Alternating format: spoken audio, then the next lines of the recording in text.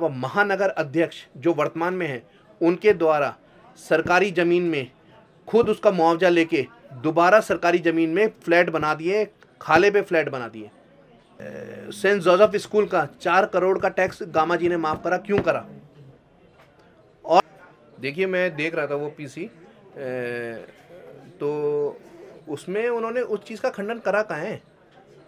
वो तो अपनी इतिहास बता रहे थे कि मैं पान का खोखा लगाता था, मैं चाउमीन बेचता था, मैं ठेकेदारी करता था, कि वहाँ से मैंने अर्जित करा। अगर उन्होंने वहाँ से अर्जित करा है तो उसके बाद 2018 के बाद से कैसे ग्रोथ हो गई है, सवाल उठता है। दूसरा, उन्होंने कहा मैंने 2012 में महंत जी के यहाँ आवेदन कर दिया था तो एक दुकान का, अब दुकान की जगह उनको 3 प्लॉट मिल गए। सबसे बड़ा सवाल तो ये है।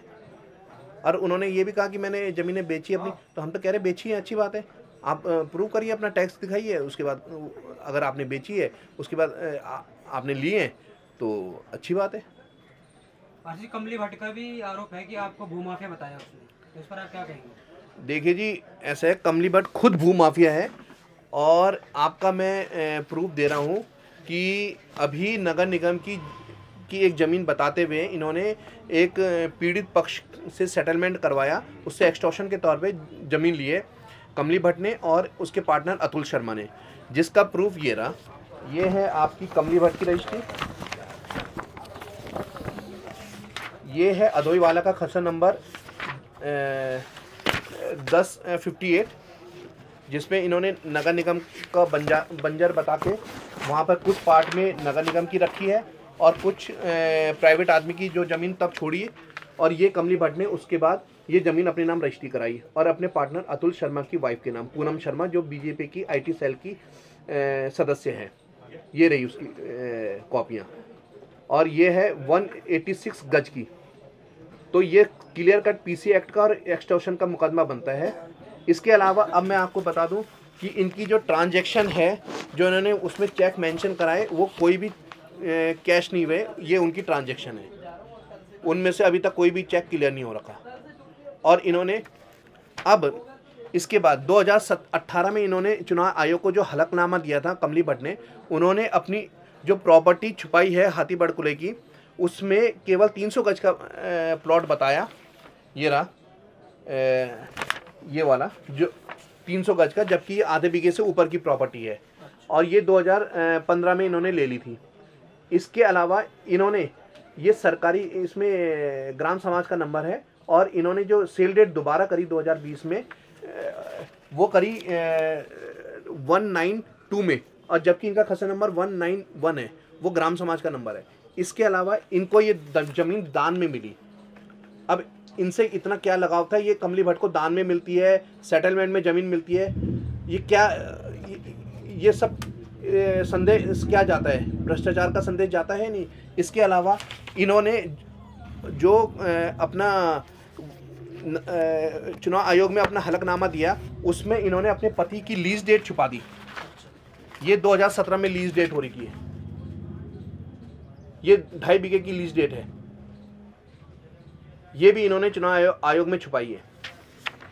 अब सबसे बड़ा करप्शन तो इनके ऊपर है। गामा जी ने कहा कि मेरी बेटी विदेश में नौकरी करती है, वहाँ से पैसे। देखिए, वहाँ से करोड़ों रुपया तो आता नहीं होगा, ये तो सब जांच का विषय है। ये दे ना, विजिलेंस में जब जांच होगी तब बताएंगे कहाँ से क्या आता है, सोर्स ऑफ इनकम अपनी बता दे।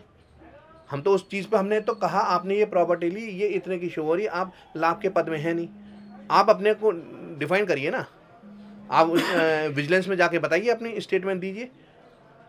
अब हमने तो आपको बता दिया, अब हमने आपको कमली भट्ट का बता दिया, जो मैं आपको पार्षद का बता रहा था, जो जल्दी आने वाला है। इसके अलावा 1-2 पार्षद और हैं, और बीजेपी के कैबिनेट मिनिस्टर हैं 2। इसके अलावा महानगर अध्यक्ष जो वर्तमान में हैं उनके द्वारा सरकारी ज़मीन में खुद उसका मुआवजा लेके दोबारा सरकारी ज़मीन में फ्लैट बना दिए, खाले पे फ्लैट बना दिए, जिसका मैं प्रूफ आपको 2-4 दिन में वो भी दे दूंगा मैं आपको। तो ये इतना करप्शन का इतना बड़ा खेल जो चल रहा है, और गरीबों में बुलडोजर चलाना और उनके मकान तोड़ना, तो ये चीज़ तो अब इनका कमली भट्ट जैसे पार्षदों का काम ये रह गया।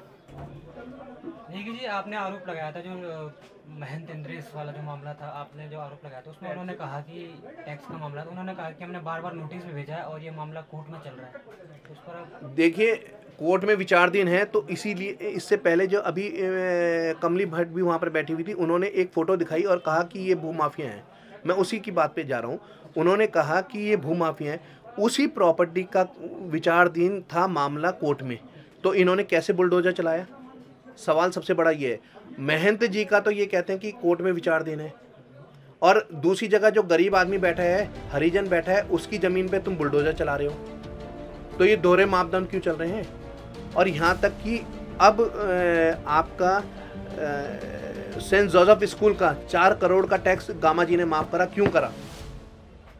और जो ज़मीन ये एक्वायर कर रहे हैं, तो ये खुद लीज विधानसभा के लिए वो प्रॉपर जगह पड़ी हुई, उस पर क्यों नहीं बनाते? क्यों उसकी ज़मीन को लीज एक्सटेंड कर रहे हैं?